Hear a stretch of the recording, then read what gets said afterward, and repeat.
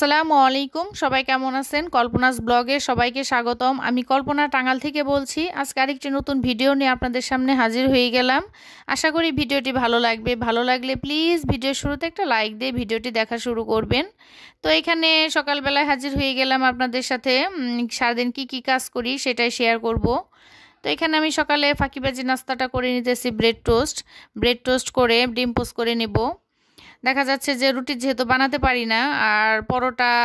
পরোটা মোটামুটি বানাতে পারি রুটিটা অতটা ভালো হয় না সেজন্য আমি আসলে বানাই না ঝামেলা মনে হয় তো সেজন্য আর বাচ্চারাও তো ওরকম ভারী খাবার খায় না বা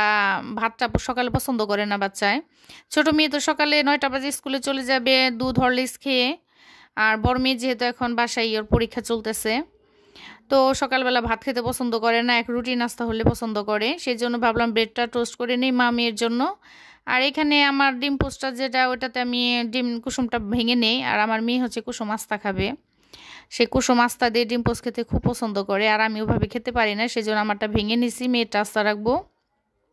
সাথে আপনার নিউট্রিলা আছে মানে নসিল আর কি আর আমি একটু মধু দিয়ে খাবো তো এখানে ব্রেড টোস্ট করে নিলাম সকালে ফাঁকিবাজি নাস্তা আজকে সকাল থেকে ভিডিওটা স্টার্ট করছি সারাদিন টুকটাক কী কাজ করি সেটা আপনাদের সাথে শেয়ার করব আমার প্রিয় আপুরা সবাই রোজার প্রস্তুতি নিয়ে ফেলছে রোজার অনেক কাজ তারা গুছিয়ে রাখছে তাদের ভিডিওতে দেখি খুব ভালো লাগে তাই আমি আসলে ওইভাবে রোজার প্রস্তুতি নিয়ে ওইভাবে গুছগাছ করে উঠতে পারি নাই কারণ মেয়ের পরীক্ষা চলতেছে আসলে মানে খুব ঝামেলার মধ্যে আছি এর জন্য ওইভাবে কাজ টাজ গুছিয়ে উঠতে পারি নাই টুকটাক করার চেষ্টা করি যেদিন মেয়ের অফ থাকে আর কি ওই দিন টুকটাক ঘরের কাজ করি তো এখানে মা মেয়ে নাস্তা করে নিতেছে এখানে এই মধুটা দিয়ে খেলাম ভীষণ ভালো লাগলো আমি ডিম পোস্ট আর মধু দিয়ে খাইছি আর কি আর আমার মেয়ে নিউট্রিলা দিয়ে মধু দিয়ে ডিম পোস্ট দিয়ে সকালে নাস্তাটা করে নিলাম ফাঁকিবাজি নাস্তা আর সকালে নাস্তা একটু হালকা হলেই ভালো হয় সকালে ভর্তা ভাতটা খেতে ভালো লাগে কিন্তু এটা তো আসলে রেগুলার খাওয়াটা স্বাস্থ্যের জন্য ক্ষতিকর কারণ সকালে উঠে ভারী খাবার ভাত খাওয়া এটা স্বাস্থ্যের জন্য মোটেও ভালো না তো এখানে সকালে নাস্তাটা করে আজকে পুরো বাসাটা ডিপ ক্লিন করব সেটা হচ্ছে আপাকে দিয়ে হেল্পিং হ্যান্ড যে আপা আছে ওনাকে দিয়ে পুরো বাসাটা ঝাড়াবো মানে রুমগুলা আমার যেহেতু দুইটা বেডরুম একটা ডাইনিং রুম তো রুমগুলা ঝাড়াবো পর্দাগুলো তো কিছুদিন আগেই ধোয়া হয়েছে চাদরটা উঠিয়ে ফেলবো তো এখানে অফ ক্যামেরায় আর কি আপাকে দিয়ে যখন কাজ করাইছে তখন তো আসলে এভাবে ভিডিও করা যায় না আনইজি লাগে সেজন্য আপা সুন্দর করে রুমটা ঝেড়ে দিছে 3টা রুমে আপনার সুন্দর করে পরিষ্কার করে ঝেড়ে দিছে তো কাজের লোক দিয়ে কাজ করালে অ্যাকচুয়ালি নিজেদেরও কাজের লোক হতে হয় কারণ সাথে দাঁড়িয়ে থাকে তাকে বলতে হয় যে আপা এইভাবে করো ওইভাবে করো তাহলে না মোর মতো হবে আর আমরা যারা মানে নিজেরা কাজ করতে পারি তাদের তো কথা ভিন্ন তাদেরটা তো মন মতো হয়ই আর যারা কাজের লোক দিয়ে কাজ করানো হয় তারা দাঁড়িয়ে থেকে বলে দিলে দেখা যায় যে কাজটা ভালোই হয় তো এখানে আমি দাঁড়িয়ে থেকে আপাকে বলছি যে এইভাবে ঝাড়ো পরিষ্কার করো তো সুন্দর করে সে ঝেড়ে পরিষ্কার করে ফ্যানটা পরিষ্কার করে মুছে দিচ্ছে তারপরে আমি চাদরটা উঠিয়ে ফেলছি চাদরটা উঠিয়ে যেহেতু ঘর ঝাড়লে চাদর নোংরা হবেই সেজন্য কিছুদিন আগে তো আমি পর্দা টর্দা সব ধোয়াইছি খালাকে দিয়ে মানে আপাকে দিয়ে তো এখানে আমি 2টা রুমেরই ঝাড়ার পরে 2টা রুমের আমি চাদরটা চেঞ্জ করে নিছি চাদরটা চেঞ্জ করে তো আপার মোছা শেষ ঘর মোছা শেষ সেজন্য একটু ফ্যান দিয়ে দিলাম আর এখন তো গরম এসেই গেছে এখন তো দুপুরবেলা দেখা যাচ্ছে যে এমনিতেও ফ্যান দেওয়া লাগে কারণ দুপুরে এখন গরম পড়ে রাত্রের বেলা কিন্তু আবার ঠান্ডায় পড়ে অনেকে আছে যে ফ্যান চালু দিয়ে কম্বল গায়ে দেয় আমরা আবার সেটা করি না জাস্ট কাঁথা গায়ে দেই জানালাটা একটু খুলে রাখি ঠান্ডা ঠান্ডা হাওয়া আসে বেশ ভালো লাগে এই সিজনটাই কিন্তু মূলত বেশি ভালো লাগে না শীত না গরম বেশি গরমটাও ভালো লাগে না অসহ্য লাগে আবার খুব শীতও ভালো লাগে না এর জন্য এখনকার সিজনটা সবচেয়ে বেস্ট মানে খুবই ভালো লাগে তো এই যে ফ্যান চলতেছে বুঝতেই পারতেছেন বিছানার চাদরটা নড়তেছে কারণ আপা কেবল ঘরটা মুছে দিছে সেজন্য ভাবলাম একটু ভিডিও করে নেই একটু পরে তো বাচ্চারা দেখা যায় বিছানা এলোমেলো করে ফেলবে তো এখানে আমি ভাত বসিয়ে দিয়েছি দুপুরে রান্না করব তো এতক্ষণ ধৈর্য ধরে কে আমার সাথে আছেন আর কে নেই জানি না কে চলে গেছেন যে এতক্ষণ ধৈর্য ধরে যারা আমার সাথে আছেন একটা লাইক দিতে ভুলে গিয়ে থাকলে প্লিজ একটা লাইক দিয়ে নেবেন আপনাদের একটা লাইক আমাদের কাছে মহামূল্যবান এই একটা লাইক আমার ভিডিওটা অনেকের কাছে পৌঁছে দিতে সাহায্য করে তাই প্লিজ ভুলে গিয়ে থাকলে একটা লাইক দিয়ে ভিডিওটি দেখা শুরু করবেন এখানে আমি ফুলকপি ভাজি করে নিয়েছি ফুলকপি তো এখন আর রান্না করে খেতে ভালো লাগে না ভেজে খেলে ভালোই লাগে ফুলকপির সাথে একটা আলু দিয়ে ফুলকপি ভাজি করলাম আর এখানে রান্না করব আজকে মিষ্টি লাউ দিয়ে মাছ দিয়ে রান্না করব এই তো আমার দুপুরে শর্টকাট রান্না আমার বাচ্চারা আসলে খাওয়া নিয়ে অতটা ঝামেলা করে না, কিন্তু ছোট বাচ্চা মানে ছোট মেয়েটা আসলে মাছ খেতে যায় না, এটা হচ্ছে মেন সমস্যা। কিন্তু বড় মেয়ে আসলে আল্লাহর রহমতে কোনো ঝামেলা করে না, যা রান্না করি হয়ে যায় মা মেয়েদের। তো এখানে মাছ দিয়ে নিছি, মাছ দিয়ে আর কি তেলাপিয়া মাছ, এটা তেলাপিয়া মাছ দিয়ে মিষ্টি কুমড়া দিয়ে একটু ঝোল করব।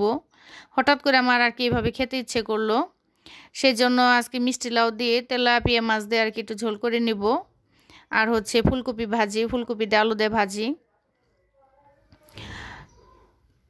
তো একটু ঝোল দিয়ে দিলাম আর কি। কারণ A to Z ভিডিও করতে গেলে ভিডিওটা আসলে অনেক বড় হয়ে যায়, যেহেতু আজকে রুম টুম একটু ঝাড়া পোছা করা হয়েছে, এক্সট্রা কাজ করা হয়েছে, সবগুলো আসলে ভিডিও করি নাই, অনেক বড় হয়ে যায় ভিডিও। আর আমি মিষ্টি কুমড়া রান্না করি বা ভাজি করি, আমি একটু চিনি দেই, কারণ চিনি দিলে দেখা যায় মিষ্টি কুমড়ার স্বাদটা ভালো লাগে, মানে টেস্টটা ভালো আসে, সেই জন্য আমি একটু চিনি দিয়ে দিই। আর নামানোর আগে দিয়ে দিলাম একটু ধনেপাতা, কারণ রান্না বান্নার শেষে একটু ধনেপাতা দিলে ভীষণ ভালোই লাগে। তোমার রান্নাটা হয়ে গেছে কমপ্লিট, তরকারিটা খেতে ভীষণ মজা হয়েছিল। তো আমার রান্না শেষ, এখন দুপুরবেলা গোসল আসল করে মেয়েদের নিয়ে ভাত খাবো, খাওয়া দাওয়া শেষ করবো আর কি। তো আসলে সব কিছু তার A to Z ভিডিও করা যায় না, সেই জন্য টুকটাক যতটুকু পারি আর কি ভিডিও করে আপনাদের সাথে শেয়ার করি। আমার ভিডিওটা আপনাদের কাছে কেমন লাগে সেটা অবশ্যই কমেন্টের মাধ্যমে জানাবেন। আর আমার চ্যানেলে যদি নতুন হয়ে থাকেন তাহলে আমার এই ছোট্ট চ্যানেলটিকে সাবস্ক্রাইব করে আমার পাশেই থেকে যেতে পারেন। আর কিছুদিন আগে হয়ে গেছে আমার সাথে একটা অঘটন, সেটা হচ্ছে আমি মেয়েকে প্রাইভেটে নিয়ে গেছিলাম। তো ওই মানে মেয়ের এক বান্ধবীর বাসায় প্রাইভেট পড়াইছে স্যার আর কি, ওইখানে থেকে আমি সিঁড়িতে নামার সময় আর কি বোরখাতে বেজে সিঁড়ি থেকে গড়িয়ে পড়ে গেছিলাম। পড়ে যেহেতু আমি থোতার মধ্যে ভীষণ ব্যথা পাইছিলাম, আমি তো ভয় পাইছি যে আমার থোতা হয়তো ভেঙে গেছে বা দাঁত ভেঙে গেছে, কিন্তু আল্লাহর রহমতে থোতাতে কিছু হয় নাই, দাঁতেও কিছু হয় নাই। আর পাওটা একটু মস্কানির মতো হয়েছিল, ওইটা নিয়েও ভয় পাইছিলাম, কিন্তু পায়ের মধ্যেও কিছু হয় নাই। কিন্তু দুর্ভাগ্য যে আমার এই হাতে ডান হাতের কুনির মধ্যে আমি চাপ খাইছিলাম ওয়ালের মধ্যে, মানে সিঁড়িতে উপর হয়ে পড়ে যেয়ে মানে ওয়ালের সাথে বাড়ি খাইছি আর কি। তো এই হাড়ের এইখানে একটু ফ্র্যাকচার হয়েছে আর কি, একটু ফেটে গেছে বলতে হাড়ের উপরে যে পর্দা থাকে পর্দাটা ফেটে গেছে। আমার আজ এটা ঘটছে আসলে মূলত জানুয়ারি মাসে, কিন্তু আমি ব্যথাটা পাইতেছি ফেব্রুয়ারি থেকে, মানে ফেব্রুয়ারির অর্ধি থেকে আমার হাতটা হঠাৎ করে ব্যথা ডান হাতের কুনুতে। তো একটু মুভ দেই, গরম পানির স্যাক দেই, তাতে দেখা যায় প্রাথমিকভাবে ব্যথাটা কমে। তারপরে আমি কাপড় চিপড়াতে পারি না, কোনো কিছু হাত দেয় মানে একটা ছোট এক গ্লাস পানি উঠাইতে গেলে আমার হাতে ব্যথা লাগে। তো সেই জন্য সেবা ক্লিনিকে আমাদের টাঙ্গালে যারা আছেন তারা তো সেবা ক্লিনিকটা চিনেন, তো সেবা ক্লিনিকে যে শ্যামলকান্তি সুতার ওনাকে দেখাইলাম অর্থোপেডিক্স। তো উনি এক্স রে করাইলো, এক্স রে করিয়ে বললো যে আমার ডান পাশের হাতের কুনের উপরে যে হাড়ের উপরে পর্দা ওইটা ফেটে গেছে, ফেটে হাতের হাড়ের মধ্যে আর কি একটু চাপ খাইছে, ফ্র্যাকচার হয়েছে আর কি সামান্য। তো সেই জন্য এতগুলো ওষুধ দিয়ে দিছে, ক্যালসিয়ামের ওষুধ আর এমনি ব্যথার ওষুধ, আর এটা দিছে হচ্ছে আপনার হাতের প্রোটেকশন আর কি, এটা অল টাইম দিয়ে রাখতে বলছে। 3 বেলা গরম পানির সেক, আর হচ্ছে একটা মলম দিছে জেল, এটা লাগাতে বলছে। 15 দিন পরে দেখা করতে বলছে, 15 দিন পরে কি হয় সেটা আবার এক্স রে করে দেখবে, তাতে যদি না সারে আবার ইনজেকশনের কথা বলছে। আমার তো ইনজেকশনের নাম শুনে ভয় লাগতেছে, যে হাড়ের মধ্যে ইনজেকশন তো অ্যাকচুয়ালি ঠিক না মনে হয়, কিন্তু যাই হোক ডাক্তার যেটা ভালো বুঝবে সেটাই তো করতে হবে। তো সবাই আমার জন্য একটু দোয়া করবেন যাতে করে আমার এই 15 দিনের মধ্যে ঠিক হয়ে যায়। আর ডাক্তার বলছে যে ডান হাতে দিয়ে ভারী কাজ করতে না করছে, কিন্তু আমরা তো গৃহিণী, আমাদের তো কাজ করতেই হবে। এই যে রান্না বান্না করি এটা সেটা করি, তাতে তো ডান হাতটাই বেশি নাড়াতে হয়, বাম হাতের চেয়ে কিন্তু ডান হাতের কাজ বেশি। সেই জন্য ডান হাতটা যতই সেবে রাখতে চাই কিন্তু সেবে তো রাখতে পারি না, কাজকর্ম তো করতেই হয়। তো সবাই আমার জন্য দোয়া করবেন যাতে করে আমার হাড়ের এই মানে সমস্যাটা দূর হয়ে যায় এই ওষুধের মাধ্যমে। আমি 15 দিন পর আবার ডাক্তার দেখাবো, দেখি উনি কি বলে। তো এটা সন্ধ্যাবেলা মানে ডাক্তার কাছ থেকে আসছে, তো আস্তে আস্তে 5টা বেজে গেছে। তো এটা সন্ধ্যার দিকে বাচ্চাদের একটু নাস্তা করে দিলাম, এখানে পাস্তা করে দিলাম, পাস্তা করে দেবো। সন্ধ্যার নাস্তা করে বাচ্চারা পড়তে বসবে। তো নাস্তাটা রান্না আর কি একটু যেটা দেখায় না পাস্তা রান্না, লাস্টের দিকে একটু ভিডিও করে নিলাম আর কি। কথা বলতে বলতে একদম ভিডিওর লাস্টে চলে আসছি। এতক্ষণ ধৈর্য ধরে যারা ভিডিওটি দেখলেন তাদের অন্তর থেকে আর কি কথাটা বলতে গেলে মানে এরিকেরি হয়ে যাচ্ছে, কেন বুঝতেছি না। যাই হোক, অন্তর থেকে অনেক অনেক দোয়ার ভালোবাসা রইল। তো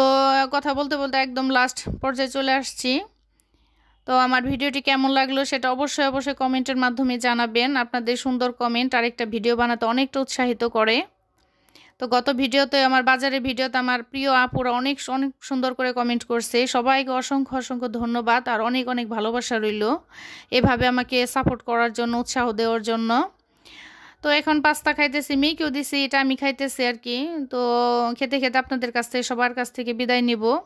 সবাই আমার জন্য দোয়া করবেন, আমার হাতের জানি ব্যথাটা তাড়াতাড়ি ঠিক হয়ে যায়। সবাই ভালো থাকবেন, আমাদের জন্য দোয়া করবেন। খুদা হাফেজ।